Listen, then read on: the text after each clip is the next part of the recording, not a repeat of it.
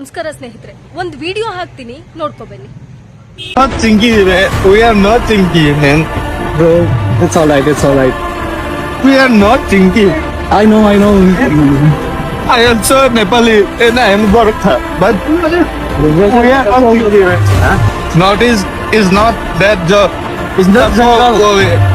Notice is not like that. Notice is famous for nature. We love nature. We are Paria. Na. আমি পাহাড়ৰ মানুহ এইটো I love Northeast. I literally love Northeast. we are not a Chinky. We are not Japanese and we are not China. I know. We are Indian. We all are Indians. We all are Indians. ನೋಡಿದ್ರಿ ಅಲ್ವಾ?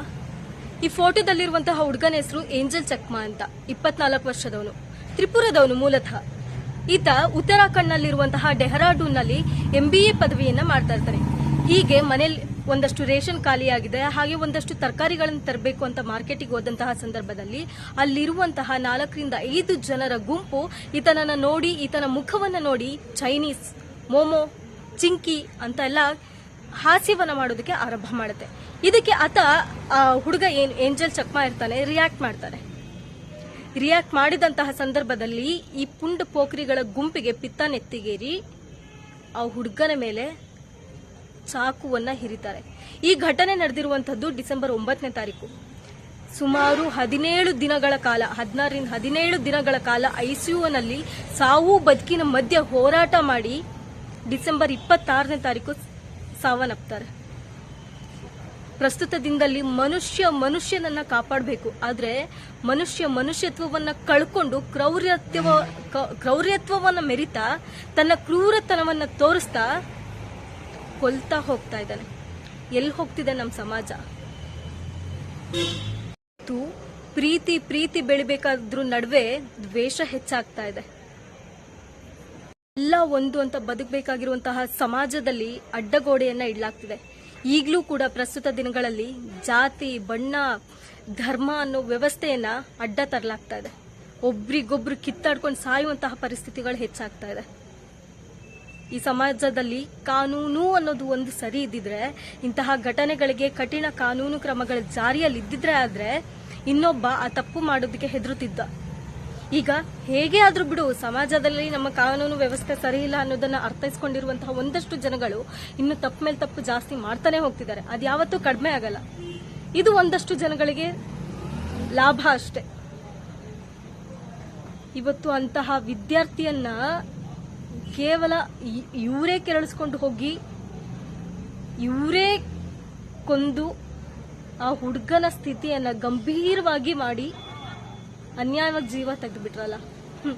ನಮ್ಮಲ್ಲಿ ಕಾನೂನು ಅನ್ನೋದು ಗಟ್ಟಿಯಾಗಿದ್ದಿದ್ರೆ ಅನ್ಯಾಯ ಅನ್ನೋದು ಜಾಸ್ತಿ ಆಗ್ತಿರ್ಲಿಲ್ಲ, ಕೊಲೆ ಅನ್ನೋದು ಜಾಸ್ತಿ ಆಗ್ತಿರ್ಲಿಲ್ಲ, ಸುಲಿಗೆ ಜಾಸ್ತಿ ಆಗ್ತಿರ್ಲಿಲ್ಲ, ಅತ್ಯಾಚಾರಗಳು ಜಾಸ್ತಿ ಆಗ್ತಾ ಇರ್ಲಿಲ್ಲ. ಇವತ್ತು ಯಾರೇ ಪ್ರಶ್ನೆ ಮಾಡಕ್ ಹೋದ್ರು ಪ್ರಶ್ನೆ ಮಾಡುವಂತಹ ಧೈರ್ಯ ಗೆಟ್ಟು ಹಿಂದೆ ನಿಲ್ಬೇಕಾಗುತ್ತೆ. ಇವತ್ತು ಪ್ರಶ್ನೆ ಮಾಡಿದವ್ರನ್ನೇನೆ ತಪ್ಪಿತಸ್ಥರನ್ನಾಗಿ ಕಾಣ್ತಾರೆ. ಪಾಪ ಏನ್ರೀ ಮಾಡಿದ್ರು ಅವರು? ನಾವು ಹಿಂಗೆ ಹುಟ್ಟಬೇಕು, ನಮ್ಮ ಮುಖ ಹೀಗೆ ಇರಬೇಕು, ನನ್ನ ಮೂಗು ಹೀಗೆ ಇರಬೇಕು, ನನ್ನ ಕಣ್ಣು ಹೀಗೆ ಇರಬೇಕು ಅಂತ ಏನಾದ್ರೂ ಬರ್ಸ್ಕೊಂಡ್ ಬಂದಿರಕ್ಕಾಗತ್ತಾ? ನಾವು ಯಾವ ಸೃಷ್ಟಿಲಿ ಹುಟ್ಟಿರ್ತೀವಿ ಇದೇ ಸೃಷ್ಟಿಲಿ ಹುಟ್ಟಬೇಕು, ನಾವು ಹಿಂಗೆ ಹುಟ್ಟಬೇಕು ಅಂತ ನಾವು ಪಡ್ಕೊಂಡ್ ಬಂದಿರಕ್ಕಾಗತ್ತಾ? ಯಾರಿಗೆ ಏನ್ ಅಧಿಕಾರ ಇದೆ? ಒಬ್ರು ಹಿಂಗಿದ್ದಾರೆ, ಹಂಗಿದ್ದಾರೆ, ಬಾಡಿ ಶೇಮಿಂಗ್ ಮಾಡೋದು, ಅವರು ಹಂಗ್ ಚೆನ್ನಾಗಿಲ್ಲ, ಕಪ್ಪುಗಿದ್ದಾರೆ, ಬೆಳ್ಳಗಿದ್ದಾರೆ, ಮೂಗ್ ನೆಟ್ಟಗಿಲ್ಲ, ಕಣ್ಣು ನೆಟ್ಟಗಿಲ್ಲ, ದೇಹ ನೆಟ್ಟಗಿಲ್ಲ ಅಂತ ಹೀಯಾಳ್ಸೋಕೆ ಯಾರಿಗೆ ಏನ್ ಅಧಿಕಾರ ಇದೆ? ಕಾಲು ಕೆರಳಿಸ್ಕೊಂಡು ಅವ್ರ ಹತ್ರ ಹೋಗಿ ಆತ ರಿಯಾಕ್ಟ್ ಮಾಡಿದಂತಹ ಸಂದರ್ಭದಲ್ಲಿ ಆ ವ್ಯಕ್ತಿಯನ್ನ ಕೊಲ್ಲುವಂತಹ ಮನಸ್ಥಿತಿಗೆ ಹೋಗ್ತಾರೆ ಅಂದ್ರೆ ಯಾವ ಸಮಾಜ? ನಮ್ಮ ಸಮಾಜ ಎತ್ತ ಸಾಗ್ತಾ ಇದೆ. ಅದ್ರಲ್ಲೂ ಏನ್ 4-5 ಜನ ಗುಂಪೇನಿತ್ತು, 4-5 ಜನದ ಗುಂಪು, ಅದ್ರಲ್ಲಿ ಒಬ್ಬ ಹುಡುಗ ಅಪ್ರಾಪ್ತ ಅಂತ ಹೇಳಲಾಗ್ತಿದೆ. ಉತ್ತಮವಾದ ಶಿಕ್ಷಣ ಸಿಗ್ಬೇಕಾದಂತಹ ಸಮಾಜದಲ್ಲಿ ಇವತ್ತು ದ್ವೇಷ, ಇದಕ್ಕಿಂತ ಹೆಚ್ಚೇನು ಹೇಳೋದ್ ಬೇಡ. ಹೇಳ್ತಾ ಹೋದ್ರೆ ನಾವೇ ತಪ್ಪಿತಸ್ಥರಾಗ್ತೀವಿ. ಸದ್ಯಕ್ಕಂತರೂ ದೇಶಾದ್ಯಂತ ಹೋರಾಟಗಳು ಇದ್ರ ವಿಚಾರವಾಗಿ ಆರಂಭ ಆಗಿದೆ. ಏನ್ ಹೋರಾಟ ಮಾಡಿದ್ರು ಸಮಾಜ ಏನ್ ಬದಲಾಗಲ್ಲ.